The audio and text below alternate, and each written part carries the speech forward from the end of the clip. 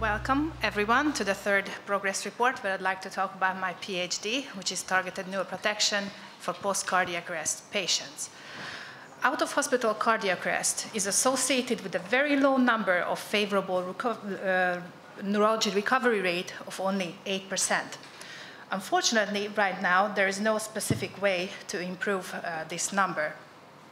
In our systematic review and meta-analysis, we tested whether pre-hospital targeted temperature management would improve the number of patients who leave the hospital with favorable neurology, but the procedure not only didn't turn out to increase this number, but also showed to be significantly dangerous because of the elevated numbers of pulmonary edema and recurrent cardiac arrests.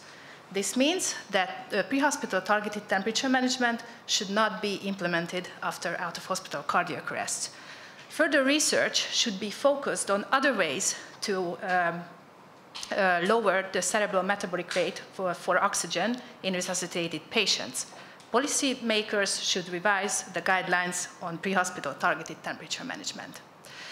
With all that being said, let me introduce myself. My name is Krisztina Csőke-Kabai. I'm a resident physician and a first-year PhD student. My vision is that all resuscitated patients should thrive and not just survive. And my mission is to drive therapeutic innovations for better quality of life following resuscitation. To reach these goals, we've launched 2 projects last year. Both of them are about neuroprotection of resuscitated patients. Let me move to my first project, which is investigating the efficacy and safety of pre-hospital targeted temperature management or neurological outcome in out-of-hospital cardiac arrest patients. The problem is that EMS-treated out-of-hospital cardiac arrest happens to about 83 people in 100,000 population, just alone in the United States. And the neurology recovery rate of these non-traumatic events are very low, as I said, only about 8%. We know that the hypoxic ischemic brain injury leads to increased mortality, prolonged disability, and that the cerebral metabolic rates for oxygen is reduced by about 6% for each 1 Celsius degree reduction in the patient's core temperature. So the whole process of cooling down the patient to 33 degrees is there to try and prevent secondary brain damage. Also, literature suggests that a delay in reaching the target temperature may even worsen neurology in in-hospital settings. And there is a debate of the optimal starting time of the procedure. So what we want to do is investigate whether starting target temperature management as early as possible in the ambulance would be beneficial for patients' neurology. Our clinical question is, does earlier or pre-hospital targeted temperature management improve neurological outcome compared to later or in-hospital targeted temperature management in out-of-hospital cardiac arrest patients? Our population will be patients after out-of-hospital cardiac arrest. The intervention will be targeted temperature management started pre-hospitally. We're going to compare that to the intervention started in hospital. Our primary outcome will be neurological functions, and our secondary outcome will be survival to discharge, 90-day mortality, recurrent arrest, body temperature and hospital admission, time to reach target temperature, and adverse events. Our hypothesis is that reaching the target temperature sooner will improve neurological outcome. You can see our systematic search key, which consisted of 3 domains, and the search was run in 3 separate databases. After the initial hit, which was more than 7,000, in the selection process, we identified 7 RCTs to be eligible for the meta-analysis. In this project, we are done with the analysis of the data, and now currently we're in the manuscript writing stage. As you can see in the slides, I've already started writing the manuscript. It should be done by August, should be submitted by September, and our first target journal is critical care. Let's move to the results. So first, I would like to present about the procedure itself. It is the time to reach the target temperature of the patients.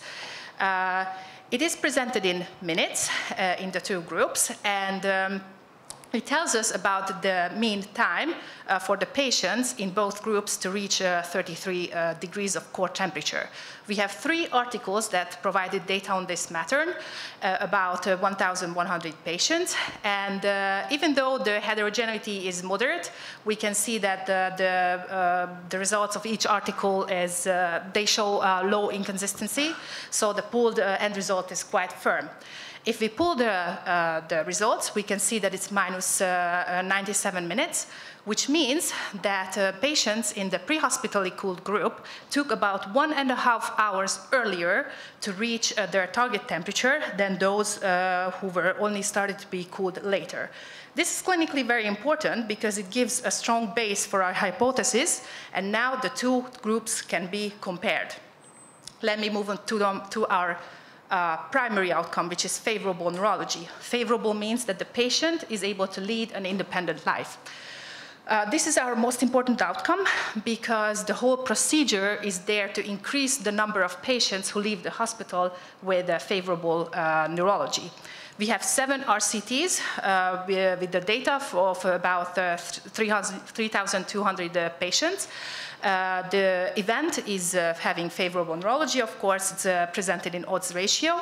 If we pull the data together, we can see that the result is 0.98, which means that there is no real clinically measurable difference in people's neurology, whether they will start to be cooled pre-hospitally or only in hospital. This is, of course, clinically very significant, but it does not reach statistical significance.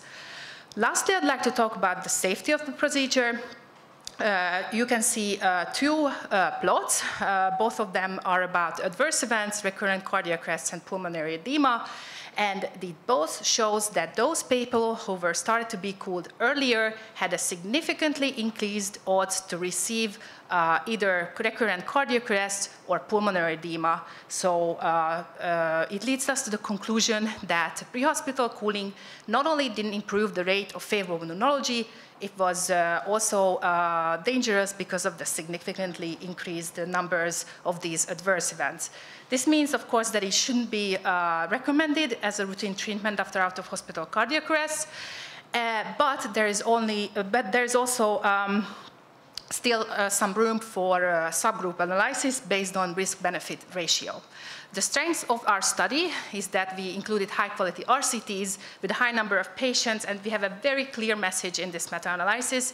The limitation is the low number of studies, patient heterogeneity, and the different intervention methods of cooling the patients used in the articles.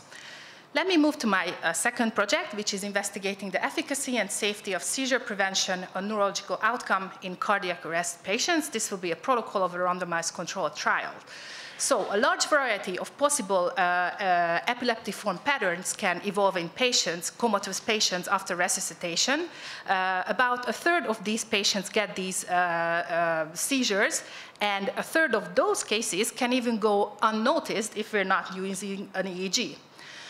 We know that the cortical synaptic activity is very sensitive to hypoxemia, ischemia, and this leads to post-synaptic status myoclonus, which is the most common seizure type after cardiac arrest, and it's not as apparent as a tonic general seizure. These seizures may even occur days after the cardiac arrest, and if they're ongoing for a long time or if they're repeated, the fatality rate can be increased up to 100%. The guideline offers weak recommendation with very low certainty level on seizure prophylaxis. So there is absolutely room to conduct another randomized control trial to investigate the impact of seizure prevention on cardiac arrest patients. Our clinical question will be, does seizure prevention improve neurological outcome and reduce post-resuscitation complications in cardiac arrest patients? Our population will be patients after cardiac arrest without a seizure.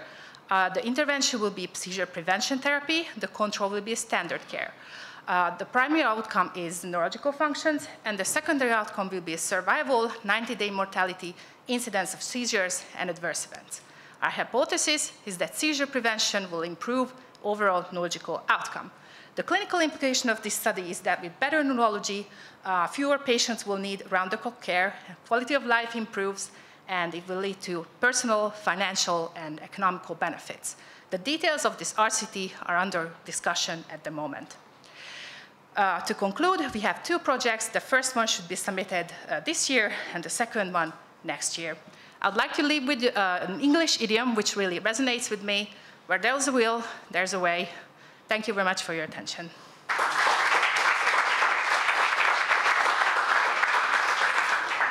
You mentioned that the pre-hospital cleaning had more complications, and I was wondering if there is a difference in the methods used pre-hospitally than versus in hospital, and maybe their collection. Yes, thank you for this great question, because yes, there is a big difference, and that might be responsible for why it's dangerous. Pre-hospitally, in most of the studies, to be more exact, 5 of the 7 studies used IV fluids, and up to 2 liters of ice-cold fluid. And in intrahospitally, they don't use these fluids anymore, but they have certain machines, blankets, or just ice packs to put on the patients. And from our analysis, it looks like that it might be the fluid overload, which is actually dangerous for the patients, which leads to pulmonary edema and right ventricle problems, and therefore cardiac arrests. I wanted to ask you the same question, so probably it was unclear from your presentation. You should add that later on, that there's a difference in that. I think it's very important. My other comment is that the 97 minutes seems a very, very big number.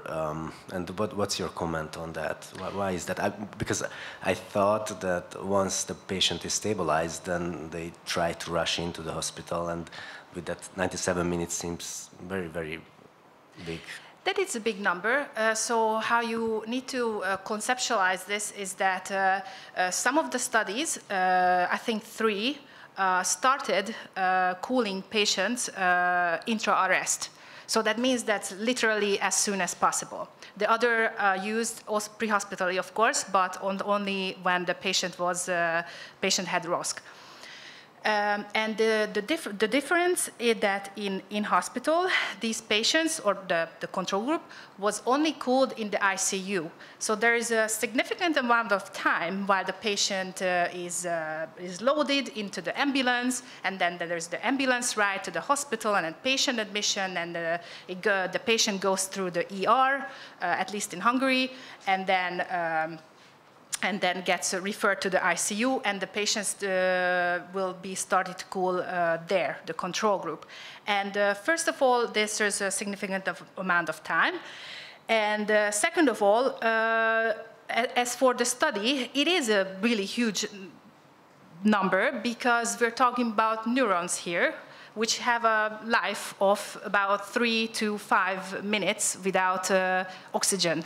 So it is a very significant thing in our study that even though these patients have a tremendous amount of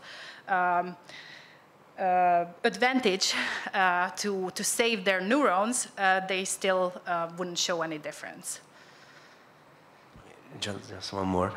So maybe I missed, but is there a difference in the neuroprotection, the effectiveness of the neuroprotection between the 2 groups? Yes, because even though the patients in the pre-hospital group reached their target temperature of 33 degrees significantly sooner, when they were discharged home, they didn't show any, they didn't have better neurology as a group as the control group. So it is not worth starting before. Kristi, I have a question which goes to your first project, which is the cooling. Okay. It's a very hot topic, and there are many doctors and researchers who are very big fan of cooling, and many others who are not. Yes. And I know that you were very, very positive with this cooling at the beginning. And my question is, did you change your mind according to your results now? Well, yes and no. I certainly believe that it is dangerous, like it obviously turned out to be dangerous, but I don't think that the being cold is being dangerous. I think that our analysis showed that you shouldn't administer loads and loads of fluids to the patients because it's obviously not going to be good for them. But we did subgroup analysis a lot. And one of them was whether the patients will cooled in an IV way or in a transnasal evaporative device. And what that device does is cools down the oxygen that goes into the patient's lungs, and that's how it cools down the whole head and neck and that region. And if we examine that group, that only has 2 studies, by the way, unfortunately, but they didn't they only had a tendency for recurrent cardiac arrest. So they didn't have a significantly increased number for that. So when I said that there might be subgroups that could still benefit from this procedure, I meant the transnasally cooled patients. So to answer your question, yes, I think it's dangerous, but I still think there is potential in it. Super. Thank you very much.